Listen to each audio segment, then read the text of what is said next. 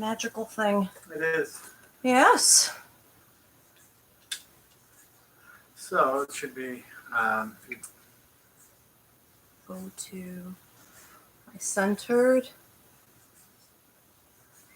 It's kind of nowhere near it. There isn't an option for this anywhere.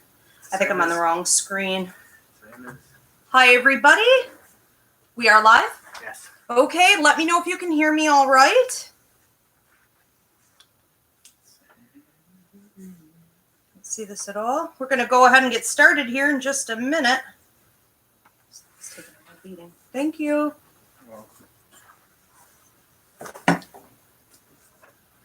Let's turn this off. All right. Okay, very good. So, how are we doing here? We have... Good, good. Can everybody hear us okay? 7 tuned in. Can you guys hear me okay? Going to give this just a second for a few people to log in. You guys could start posting your questions below. Okay. Volume's good? I think so. We got hello from Terry. Hello from Ashley. Yes, we're looking good. Okay, excellent. So I'm going to go ahead and start rolling here. Welcome, everybody. I'm Ivy Rivera. I'm a Taino Arawak and a psychic medium. This is Ask Ivy. This show is going to be merged with my other show, Ask a Medium, where I take your personal questions and I give your weekly horoscopes. These two shows are going to be merged when I hit 1,000 subscribers here on YouTube. So please do share, like, subscribe. We appreciate it. Which is basically going to mean this. Instead of bumping off one show, we're going to put them together so that I'm taking all kinds of questions, meaning about, you know, your deeper questions about the universe. That's what we focus on here at Ask Ivy. Your questions about growth, expansion, universal law, pain, life contracts, you know, relationships, the things that are deeper and harder to explain. And we're going to put it together with the lighter show where I take your other psychic, mediumistic, you know, paranormal questions. And you'll be getting a weekly horoscope instead of a bi-weekly. Okay, so at 1,000 subscribers, that's going to happen.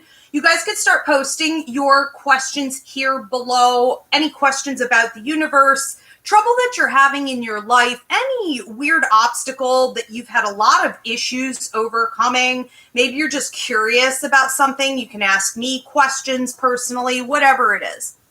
Now, we also have psychic mediumship development going on right now for the spring semester.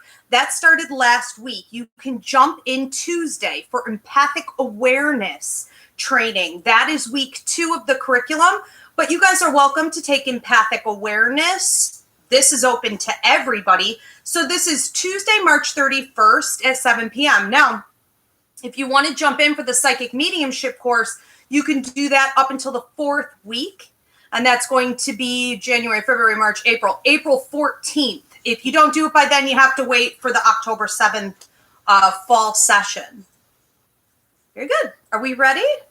We are. And you're getting compliments too. On what? You look very pretty. I'll take it. Thank you. I'm rushing and I'm crazy today, so I'm happy to. I think somebody's being kind, but I'll take it nonetheless. Okay. So first up is one from Paul. Said, I've noticed that a lot of light workers are overgivers, myself included. Is this a common problem among light workers? Is overgiving a common problem among light workers? I would say that it's not just even people who consider themselves to be light workers. It's anyone who has a lot of empathic tendencies. So a lot of people with empathic ability really don't even consider themselves to be light workers. But yes, it's the type of thing where we seem to not be able to understand where the boundaries lie. And we seem to be very confrontational with that reality when it comes to the surface. So a light worker, someone who has a lot of empathic ability, might be resistant to being told that they shouldn't help someone else. And when you do it chronically, you tend to end up with an attitude of martyrdom or victimhood mentality, or you do a lot of damage to your own self. It's from being so low on the totem pole. It's from being such a sacrificer and not being up on your priority list for extended periods of time. The other dangerous thing that happens with that is that everyone in the universe who needs healing, and it's kind of like a cesspool out there, you know, they just gravitate toward you and they start draining you. So you, through overgiving, have triggered a negative law of attraction, and you have started to attract possibly even paranormal problems. It's not uncommon to see depression, anxiety, drug addiction, drinking, and then just people in general who come to take but never give back to you.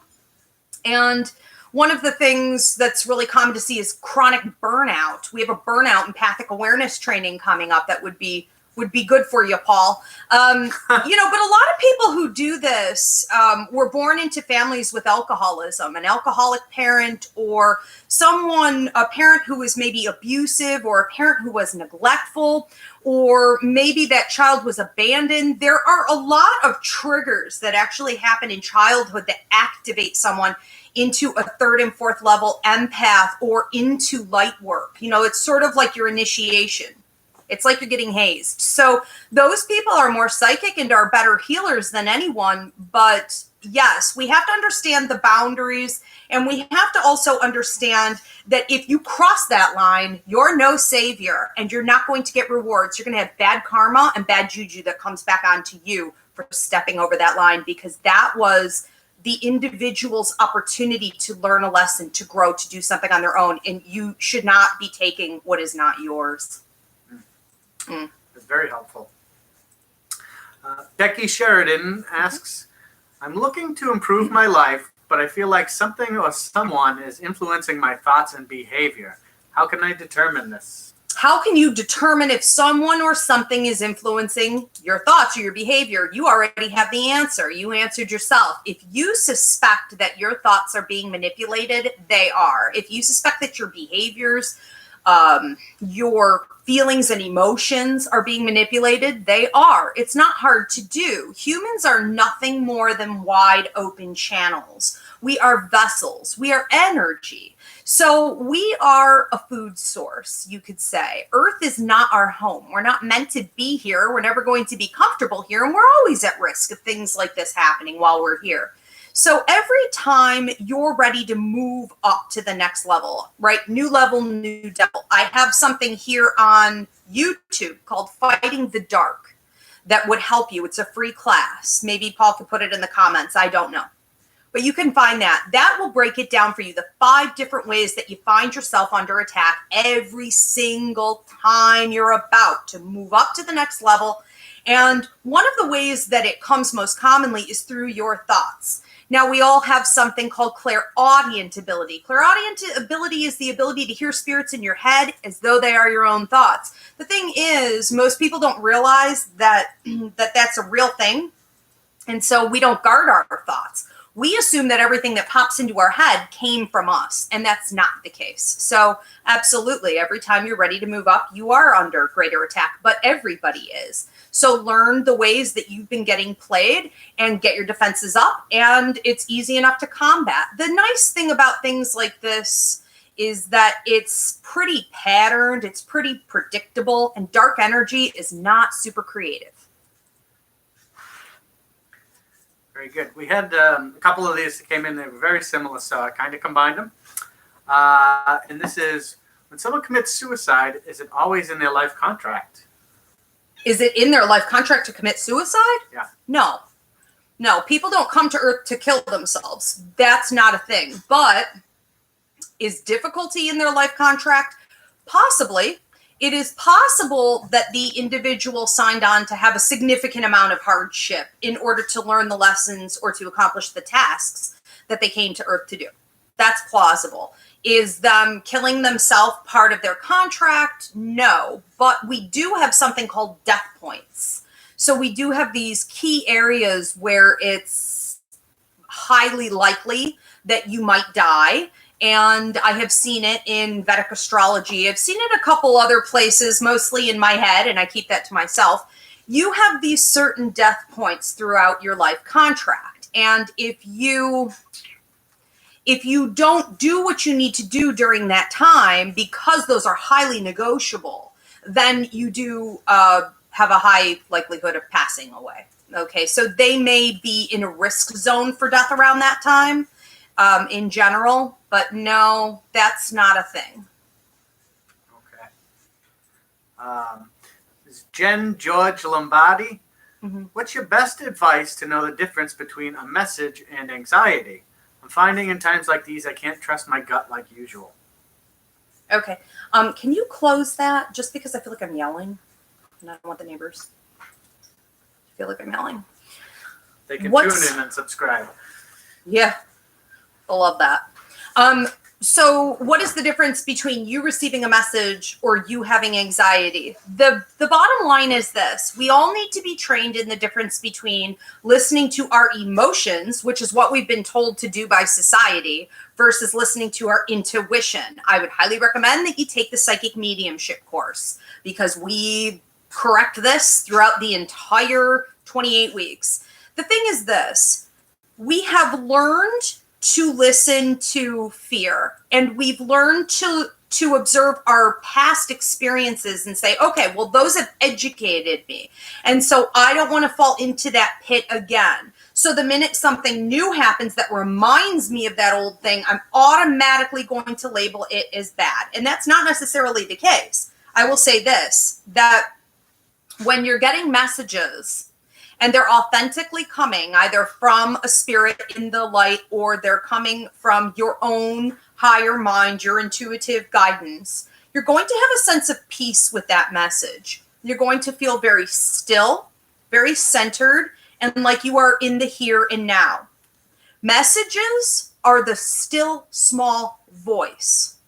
Anxiety and fear and ego and emotions, none of that ever. And I don't care if everything around you looks like you are in the middle of a battlefield and you're about to go down. If you hear, stay calm, you're good, you're okay, stay put, or do this thing right now, the timing will also be indicated to you. You have to be bold in moving forward only with that. You can't look at your circumstances and you can't pay attention to your feelings. They lie. It's the biggest thing you can learn in being able to decipher messages. That's a great question. It is. Okay. Somewhat related, this is about mediumship. Danielle Johnson is asking, for folks who have been connected to spirit since childhood, typically, how does mediumship work and feel as adults versus as a child? That's a great question. Okay, Danielle, thank you. How does mediumship feel as an adult versus the way it felt as a child? Well, one of the things that happens is that we start to hear the messages in our head, and we start to see the spirits more up in our mind's eye when we're about 5 and 6 years old due to right brain development. So that's a major change. And as we get older, we tend to have more blocks, so that we are saying, due to society standards, that these things aren't real or these things make us crazy. So mediumship is very muddled. By the time we become an adult, it's not to say that we don't still have the intuitive intelligence, but it just is sort of a mess. And we don't understand the language anymore. It's all jumbled and it seems sporadic and like you're not sure that there's a purpose, but there is. So we have to relearn the language. And as a child, it's clear, it's concise, it's a stream of consciousness. We trust it. We know that it's there. But there are all kinds of things that we do as a child that we tend not to do as an adult, just because of our physiology, our makeup, our brain development, brain waves, things like this, and heredity. So like empathic ability, psychic ability, these things are proven to be passed on through the bloodline. So a couple different things is the way that a child will see full apparitions, and a child will be talking to a ghost, especially around age 3. We see an increase with this. just like it's a conversation, just like right now. They completely hear each other. They completely understand each other. There's no fear and things like this. So it changes pretty dramatically. But I would say that the biggest alteration is from our own blocks. And if we remove those, we can really get back to where we were once upon a time. Yeah. Linda Figuera asks, so what's the deal with realizing you've been plunged into the wrong life? Can you switch it up, or are you bound to a certain set of experiences? I get the free will thing, but I'm not feeling it. We have a free class coming up. We're going to do a Q&A on that too, called Free Will Future versus Destiny Charted Future. When is that, Paul? Next week? That is Friday this week. Friday. We're going to do that on Instagram, Facebook, and YouTube. So you might want to check that out, Linda. But that's a great question. You know, you get the free will thing, but you want to know about getting out of a bad life contract. There's no such thing as a contract that was signed wrong. What you chose to do was for a purpose. So people who choose to come to Earth with a disability or a disease, or they come here and they're born into an abusive or neglectful family, or, you know, they're put into foster care and abandoned, or, you know, you do fine and then in your 30s you end up with like a divorce and a bankruptcy and blah, blah, blah, blah, blah. Many of these things, okay, well, some of them may come from your poor choices, I mean, obviously, but many of these things were contracted. So if you signed on to it before you came to Earth, that's not a mistake. Your only mistake is in not embracing it now, and in your lack of willingness to really examine what is written in my life contract, what are the lessons there, and how am I to utilize it. Too many of us get stuck in this trapped thinking, this mentality of victimhood. And we think that we had bad circumstances or bad karma. And it's none of that. Karma is nothing more than a lesson opportunity. So if it goes bad, it's because it wasn't learned yet. But we also tend to think of things in terms of me. You know, what happened to me? What's going on with me? The point of all of this is to work on your own stuff so that you can then give it out to others. It is to expand. And if you haven't gotten to that place yet, it's all for that. And we tend to think that it has to do with becoming more comfortable, you know, being happier, getting an unfortunate circumstance to end. And that's none of it. Sometimes it is literally learning to be comfortable in the discomfort, to find yourself at ease in your pain, to sing in the valley, to learn the lessons, and then to give it out. So we have to stop trying to escape what we don't like. You're never going to escape that life contract. You signed on to it. If you pass away and you didn't fulfill it, you'll sign on to it again. Ashley Andrioni says, I've been dreaming of my ex every night for months. It's driving me crazy. Is there healing going on? That's a great question. You've been dreaming of your ex every night. First off, before I get myself in any kind of trouble here, I'm going to recommend the Relationships, Boundaries, and Cord Cutting class because, and for those tuning in, just because you're dreaming of your ex does not mean you're supposed to go running back to your ex, and it might mean that they're trying to come back around. So be leery, okay? This isn't a sign from the universe that you're meant to go back. So Relationships, Boundaries, and Cord Cutting class breaks down what happens when these types of things are occurring and why, and how to keep it away, especially from your dreams. One of the exercises we do in that class is to cut the cord first so that they don't bother you at night anymore. Now, the thing is this, we don't want to willy-nilly cut cords all the time. You're only supposed to be doing this when it really applies or it's necessary. Now, the reason you might be dreaming about your ex, a couple different things. This individual might be pulling at the cord, okay? So you do have some kind of a connection here that's significant enough to study.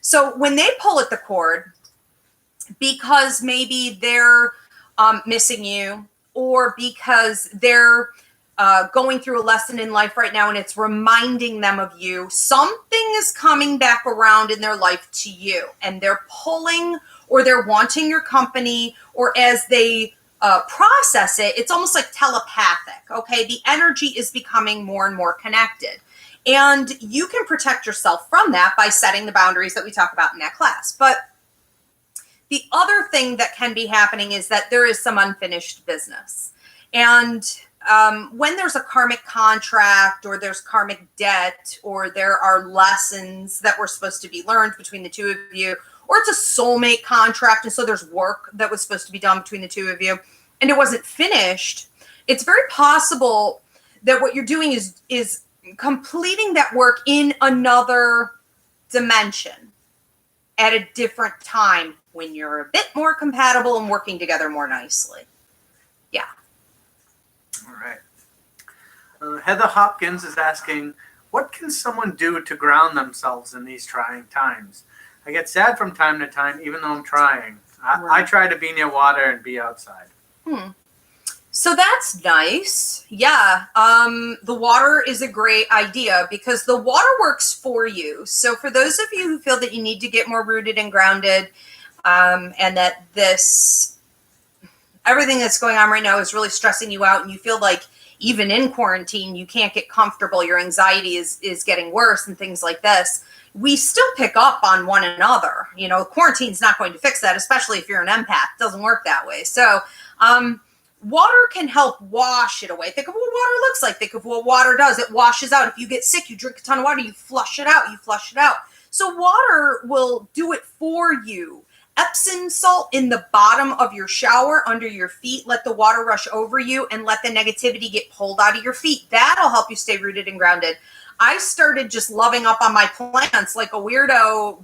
Today I'm like hugging my flowers and, you know, talking to my plants and spending more time with them. If you can get outside, that's great. But trees, plants, flowers, dirt, earthing, walking barefoot, all of that keeps you rooted and grounded. Tiger's eye, the brown stones, the crystals, those will help to keep you rooted and grounded, but you have to recharge them. You have to clean your crystals. You have to recharge them. I would also highly recommend a very simple meditation that I do. I'll just say it real quick and you guys can do it later, but this is what I teach my psychic mediumship students on day one of class. I have them close their eyes and we visualize, we're just relaxing. We visualize that we're a tree and I have roots grow out of the bottom of their feet until you can feel the gravity pulling. And you can allow those roots to grow out of the bottom of your feet as deep as you need to in the earth. And you say, I am safe, I am secure, I am rooted. That's it. I'm safe, I'm secure, I'm rooted. You're rooted and you're grounded. And you open your eyes and you can visualize that you are yourself with those roots connected to Mother Earth, or you can visualize that you're literally a tree. Either will work. But it should help if you had numbness in the mouth, the face, tingling in the hands, the translucent lines going across your eyes, you know, getting lightheaded. That exercise very quickly should fix you up. People often come back to you with the same issues or questions you addressed in previous readings. What do you do when people won't help themselves?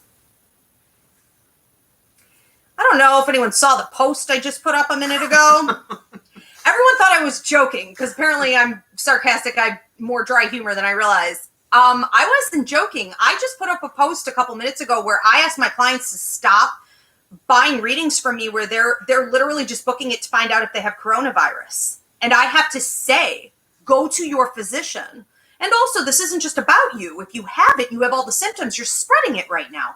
I can't. I won't even get into it here. You're going to see an ugly side of me. But you know what? The thing is this: when people do not want to help themselves, there is literally nothing that you can do as a healer, as a reader, whatever your position is, a parent, a friend, or whatever. And the first question that we had on this show was about, so you can go back and listen, it was about boundaries. And the question was, do us light workers, you know, and I said everybody has a problem with this, but, you know, do light workers have trouble setting proper boundaries? And the answer is yes. Because when people come to you and they want spiritual counsel, you feel obligated to give that, especially if you have like a website, or, you know, you've already agreed to do it, or they already paid. I would say that this is between you and spirit, and that you have to set boundaries as strict as you feel that you should. We used to call them spirit junkies, that there are people who don't want to think. Instead, they want to come to you and have you hand them everything. And even if you give them good, solid instruction, they will reject it. And you have to cut them off if that is in fact the case. You don't want your prosperity getting ruined. You don't want bad karma coming back onto you because you're overgiving. And here's the bottom line too. If we are enabling these people, we're just as bad as being the problem itself. We should be telling them, you need to stand up and do your own thing. You know, and I think that as a light worker, a genuine light worker, and as someone who wants to take all of my students and my clients, and I want to teach a man to fish, you know, our goal should always be with the mindset that we are not here to heal them. We are here to give them the tools to heal themselves. Get up on your feet and go do for you so that you could do for others. You should always be getting them up to that position. And if it isn't in that position, they've got to go. It's not worth the money. Okay. Melissa Dublino asks, yesterday, I had the feeling that I had to draw the house that I want to build. Never seen this house before, and then shortly after I received an email on estates for sale. What's the connection? You manifested. Ta-da! Yeah, that's it. I guess I don't have a whole lot to say about that. You manifested. One of the techniques that we talk about manifestation is to visualize. Because if you can draw a picture, or I'll send my, like, if I have someone sick in the hospital, here's a good example. And they want to, like, do well in their physical therapy enough so that they can leave or something like that. I will have them go into magazines and cut out pictures of all the things that they want to do and glue them, tape them up on like the bathroom mirror, in the car, like on the walls.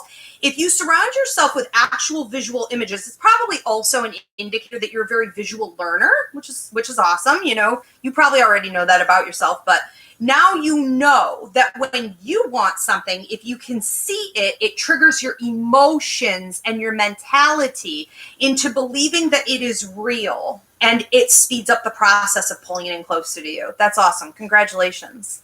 Very cool. Yeah.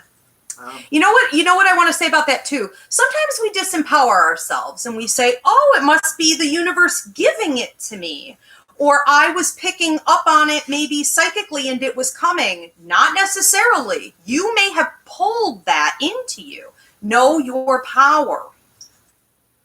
Very good. Yeah. That's huge. Yeah. That's so exciting. It is. A lot of people just let it happen instead of. I'm gonna go draw a $1,000 bill. I will draw one as well, and then it's a done deal. Karen McClay says, I'm fascinated with missing persons cases. Am I nuts, nosy, and rude, or is this related to being empathic? Some empaths are very in tune to a couple different things. You would like things like, on my social media, I'm always posting psychic games, find the hidden object. It's called remote viewing. So people who are good at this, who are very drawn to these types of cases, we do things with the students for criminal investigations, missing persons training in the psychic mediumship. We focus on a couple key things. Remote viewing is one of them. The ability to find things that are hidden. We also focus on something called psychometry, where you hold an object and you can read where that person is, or where that object has always been, where it came from. And I find typically that my students that are really, really good at those couple things are also very clairvoyant. So you probably see a lot in your mind's eye, and you're probably prone to having very wild dreams, prophetic dreams. You may also find that you're tuned into something called messenger of death syndrome. It's something that a small portion of strong psychics have, where they can predict illness, disease, tragedy, other, people dying and things like this. It tends to be unfortunate, but it is the type of thing that if you learn to manage it, You could stop seeing it as something haunting you and understanding when it's appropriate and ethical, but to give any information that can be given for healing or preventative reasons. And if you're good at that, you should be able to, with criminal investigations, missing persons, it's also connected to paranormal work, and it's also connected to medical intuitive work. So if you're good in one, you're good in all three. So yeah, it's sort of like a different branch of calling. That's how I look at it. I tell my students, you know, you come in for psychic mediumship training, but some of you are going to go off and be energy workers, like using your actual hands for healing. Some are going to go off into criminal investigations or medical intuitive or paranormal. Some are going to do straight up readings. It just really depends, but they do tend to be the same. I think you're just tapping into a specific part of the brain for all of that. Mm-hmm. No, you're not nosy. Maybe you are, but if you're accurate, that's good that you're nosy. And you have to really be so disconnected. You know, if you're going to be able to do this, you have to be numb. You have to see it as almost more like a science project than it being a dead body. And so that's good. Okay. I had a deceased friend come to me, and I had to help him cross over into the light. How is it that they don't know how or where to go? Okay. So real quick before I get to that one, I want to just make a couple quick announcements. At 1,000 subscribers, we are merging Ask Ivy and Ask a Medium into one show. It will be a weekly show where I take these types of questions. I take your other questions from the other show, psychic, mediumship, your personal questions, paranormal, lost objects, whatever, and I give your weekly horoscope. So watch for that. I really do appreciate your likes, your shares, and your subscriptions. So at 1,000, we make that change. Psychic mediumship course. You still have up until the 14th to register for the spring session. Otherwise, you have to wait until October. And empathic awareness training is this upcoming Tuesday at 7 p.m. Okay. So the question was, why would someone who is deceased need to come to you to cross over? Why don't they know to do that?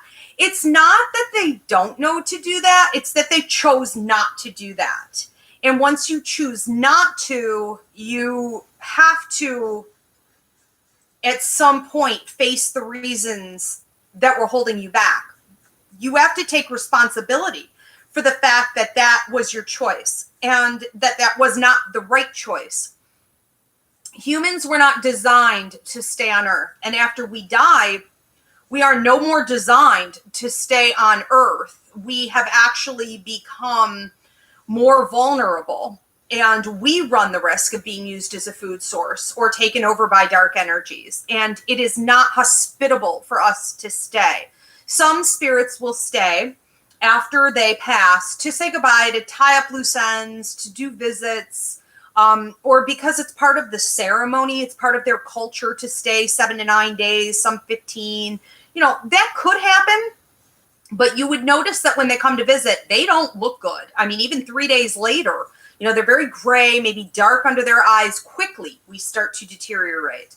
And a lot of people choose not to cross because they are not willing to do what it requires to get into the light. So if we think of getting into the light or getting into, let's call it heaven, okay, a higher dimension, we have to let go of certain things to get in there. And that is fear, that is ego, that's anger, that's animosity, that's vengeance, that's bitterness.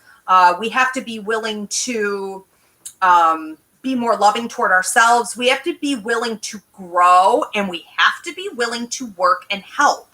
So it's not just a freebie. You don't just get in. You know, someone who's a murderer isn't just going to get in. They would have to let go of everything that they did. The option is open to everyone, and most people do happily cross, but some people don't want to let go of their baggage. So I would say that whoever your friend was that you had to help, he probably had a pretty tough life, and he probably was really stuck in his ways. And when he realized it was time and you assisted him, which is what we should be doing when we see paranormal activity, is not getting tickets to go look at it and poke at it, but we should be assisting them in crossing over. And we're not forcing them. It's up to them. but to call in their angels, their ancestors, their guides, God, and to say, we're here to help you transition, to remind them that it's an option and that they're supported can really help a lot. And I don't believe what a lot of people say, that the spirit will go and then they're just going to come back anyways. I hear that from some paranormal people, and they'll be like, what's the point in helping them go? We may as well just keep selling tickets, and, raping the situation. What's the point? Because they're just going to go back. No, I don't see anybody going back. No one's going to come back to this. No. Okay. LPS Star Girls. Okay. I have been seeing 333 a lot. Is this an angel number? And what are angel numbers and why do they use them? Okay. We have a class coming up that will answer that more in depth for you if you do have angel communication going on. And it would appear that some of this is angel communication, but I'm going to talk about something else here in a second. So it's called Coffee with Your Angels. So check it out. It's up on the Ivy League Psychic Academy website. Why do angels use numbers? Because they're easy. And I feel like they're ancient. I feel like angels have been able to use patterns, and they've been able to send messages that are always the same, or that are always with the energy of a number. There's a lot to numerology that you're going to want to study, but they can also do them repeatedly. So like at a specific time. So they might wake you up at 3:33 in the morning, or something like this. So yes, the angels like to use those, but so do a lot of the deceased. And your guides might be using them. So it can get a little confusing, where did this come from? What exactly is the message? Now, I'm not going to get into specifically what that could mean, because we could add those together and it would mean something else. We could go off on a numerological tangent here, but what does it mean when you see 3 in general? It's the Trinity. So you could say it's the Father, it's the Son, it's the Holy Ghost. Or you could say, the way I like to think of it, it's God, it's the Holy Spirit, and it's you. It's all communicating. It's God energy in the universe communicating through spirit in you. And it's usually a sign that you're coming to some level of awakening. The other thing with people, I call numerology people, okay? The other thing with people who have numbers following them all the time, this is from a past life. There's no doubt about it that you carried in knowledge of numerology previously, and probably your spirit guides and everyone else on the other side, even your higher mind. So you're probably attracting a lot of these number patterns to your own self again. Remember your power. But what happens is that because you sort of know what they mean, or to watch for them, they come around again in this life. It's part of your language. Every individual has their own language and symbol base going on. So you're going to see in this life that people in your family probably died on the same dates that other people were born on, or that the people that you fall in love with have very similar birthdays or significant dates of accomplishment on days that you would understand, or you would understand from your sibling. Everything pairs up. You're going to want to Google numerology and angel numbers to look up the specific meanings as they come up, because they change all the time as you are changing and learning lessons. Very cool. Okay. 21 Miheka or Mijeka. Okay. My daughter believes she has psychic abilities. Should I push her to move forward with this? She's 15. 15? Okay. Well, I'm seeing with her 8 or 9 years old, they would have really increased a lot. And she had some grandparents around who helped with that. Should you push forward? If she feels that she's ready to develop, yes. I started training my kids at 3, and they were reading for the public by the time they were tweens. So she's a little bit of a late go.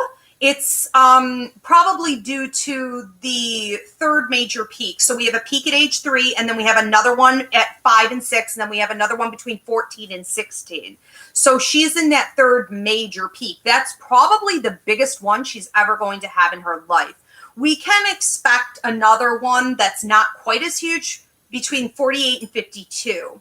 So what happens is that the individual who doesn't learn the language, because it's been stolen from us, the individual who doesn't learn the language can end up overwhelmed with things like depression, OCD, anxiety disorders, ADHD-like symptoms, problems sleeping, headaches, irritable bowel. So absolutely, if she feels that she's ready, no doubt about it. We do also have an intuitive kids class. She's a little too old, but we have an intuitive kids training coming up here soon, I think in June. But you would want to get her registered for the adult.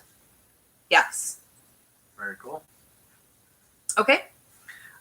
Terry Quick is asking, I use an energy generator orgone for EMF protection and healing and an auric spray, and it really helps with my anxiety.